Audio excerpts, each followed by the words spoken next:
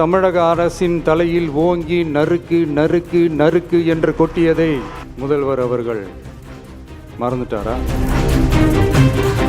தனிநபர் ஆணையத்தை தலையிலேயே கொட்டி வீட்டுக்கு அனுப்பிச்சிட்டாங்க.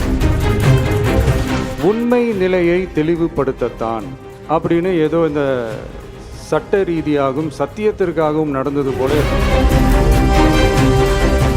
அவசரமா ஒரு தனிநபர் ஆணையம், அந்த தனிநபர் ஆணையத்தை அவமதிக்கிற மாதிரி அரசு உயர் அதிகாரிகள், காவல்துறை உயர் அதிகாரிகள் எல்லாருமே நம்மளை பத்தி ஃபுல்லா இந்த அவதூறுகள் பரப்பி ஒரு செய்தியாளர்கள் சந்திப்பு அவசரமா இதெல்லாம் ஏன் நடக்குது, எதுக்காக நடக்குது அப்படின்னு ஒட்டுமொத்த தமிழக மக்களும் கேள்வி கேட்க ஆரம்பிச்சாங்க. இதுவும் தமிழக முதல்வர் மறந்துட்டாரா? அதுக்கப்புறம் அந்த தனிநபர் ஆணையத்தை தலையிலேயே கொட்டி வீட்டுக்கு அனுப்பிச்சிட்டாங்க. அது வேறு விஷயம். இப்படிலாம் கேள்வி கேட்ட உடனே ஏதாவது பதில் சொல்லி ஆகணும்ல. அதனால சட்டமன்றத்தில் பேசும்போது உண்மை நிலையை தெளிவுபடுத்தத்தான் அப்படின்னு ஏதோ இந்த சட்ட ரீதியாகவும் சத்தியத்திற்காகவும் நடந்தது போல ஏதோ சாமர்த்தியமா பேசுறதா நினைச்சு பேசியிருக்காங்க.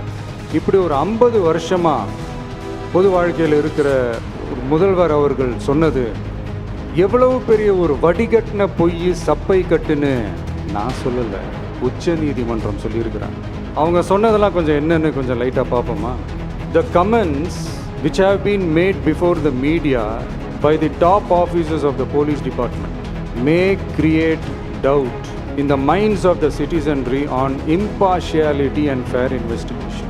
The faith and trust of the general public on the process of investigation must be restored in the criminal justice system. அதாவது அரசு காவல் உயர் அதிகாரிகள் ஊடகங்களிடம் பேசியது என்பது பொதுமக்களிடையே நியாயமான விசாரணை நடக்குமா என்ற சந்தேகத்தை ஏற்படுத்தக்கூடும் என்றும்,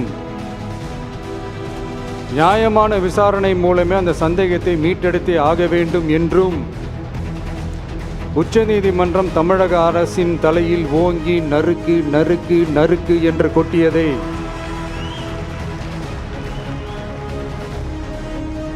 முதல்வர் அவர்கள் மறந்துட்டாரா?